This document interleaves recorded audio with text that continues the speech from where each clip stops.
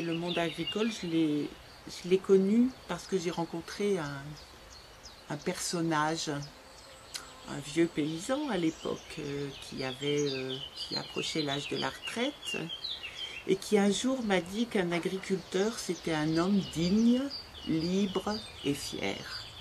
Et je me suis dit que c'était un beau projet de vie, d'être digne, libre et fier de ce que je faisais. Association pour le maintien de l'agriculture paysanne. C'est cette dynamique qui m'a vraiment encouragé à m'engager dans le démarrage de la MAP, qui suis fils d'éleveur. Mes parents avaient mis en place une petite activité de bio, n'ont pas pu continuer, et de voir qu'un ami avait envie d'aller dans cette voie en s'associant à d'autres, eh bien, j'ai vraiment été de ceux qui ont contribué à le mettre en place.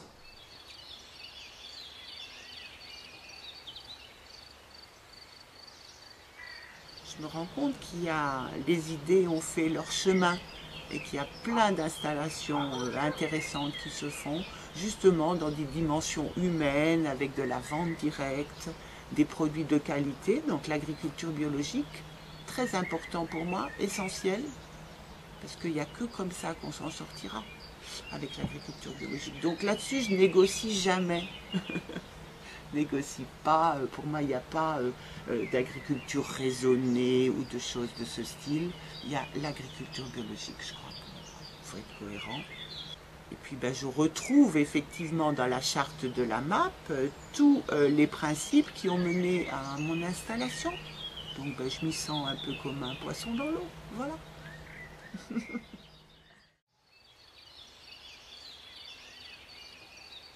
Moi, je parle d'AMAP à beaucoup de personnes. Lorsqu'on me demande eh bien, comment vous distribuez votre bière, dans quel lieu on peut la trouver, quand je parle, par exemple, je vends ma bière dans le cadre d'une AMAP, tout le monde me dit mais c'est quoi une AMAP?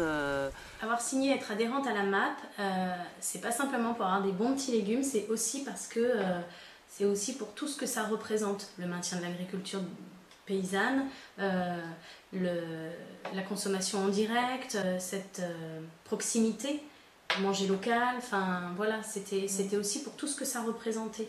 C'est pas je mange bio pour manger bio, c'est autre chose. C'est des légumes du Guatemala bio, moi ça m'intéresse pas. En plus, je maintiens le travail de quelqu'un. Ça c'est plus important pour moi.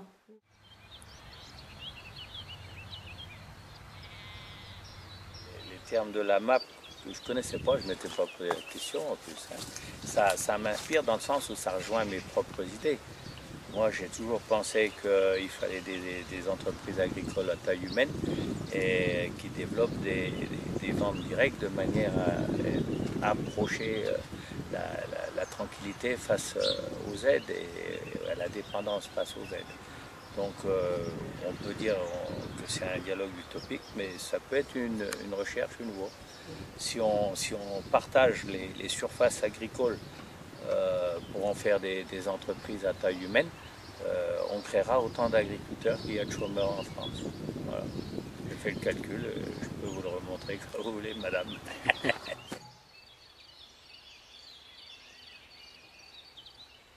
En effet, moi, la MAP m'a permis de m'installer. Donc la MAP s'est créée en même temps que mon installation.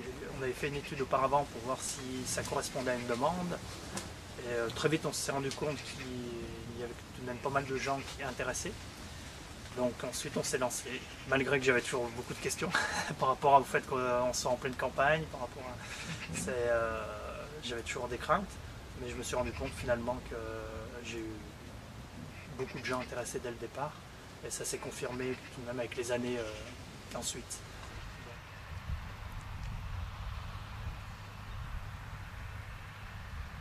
Voilà, on faisait 6 marchés, ça veut être 6 marchés par semaine qu'on faisait.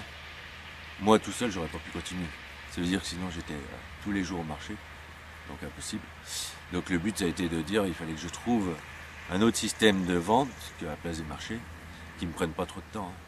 Et le seul lien était, soit c'était les magasins, donc des marges plus réduites, parce qu'on est obligé de descendre nos tarifs, mais bon, on y va, on pose la caisse, on s'en va dans les magasins. Soit sinon c'était de trouver le site comme les AMAP, Et là, ça a été un bon compromis. Hein. Je reste à des endroits 1 heure. Hein. J'ai beaucoup de colis, je repars chez moi, ça va, j'ai pas perdu ma demi-journée. Le but, c'était de retrouver une vente sans que je prenne trop de temps pour arriver à gérer comme il faut l'exploitation. Donc voilà, j'ai eu un projet d'associé que ça n'a pas réussi. Donc le but, moi, maintenant, c'est d'essayer de développer pour avoir une salariée. Ça serait l'objectif.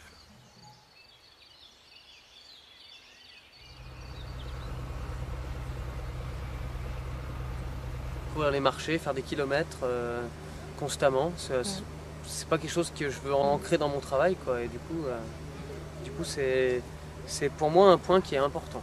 Tu vois. Produit contractualisé sur 1 an qui assure un revenu. Oui, très intéressant parce que ça permet vraiment au producteur de pouvoir se projeter, de voir effectivement quel chiffre d'affaires il va pouvoir faire sur une année, anticiper. Oui, moi je trouve ça vraiment bien, ce système de contractualisation. C'est carré, c'est simple. On est avec les clients, on n'est pas tributaire de notre client. Et puis c'est quand même plus sympa, quoi. Enfin,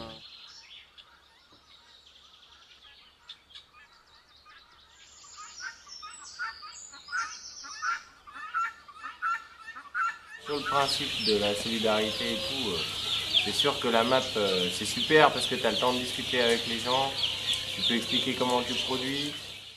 J'ai essayé les magasins de producteurs, j'ai essayé les marchés, j'ai essayé les AMAP et aujourd'hui je fais tout à la fois, quoi. Et je cours énormément pour arriver à vendre ma production. Moi quand il faut que je vende 100 poulets par semaine et que tu en passes en gros 30 par mois, c'est loin d'être suffisant, quoi. Tu vois.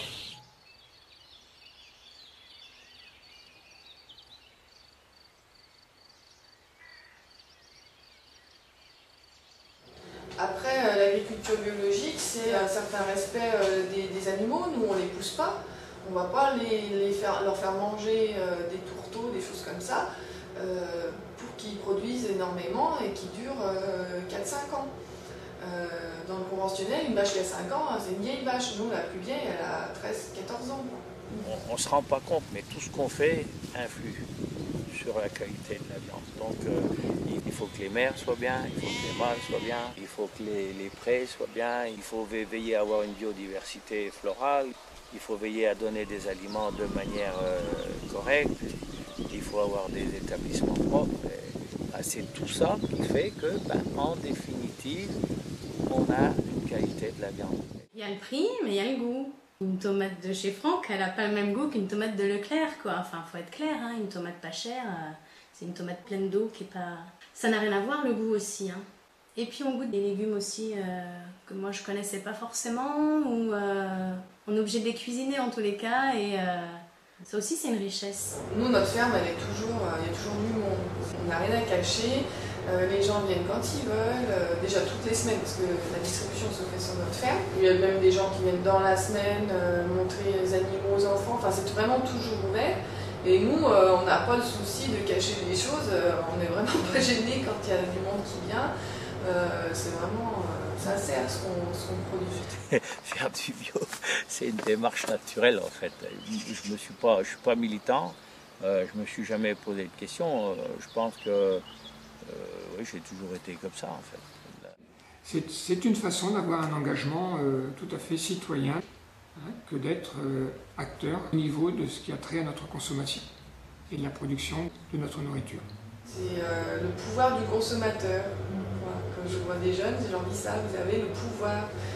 C'est pas la publicité qui va décider pour vous, c'est vous qui décidez.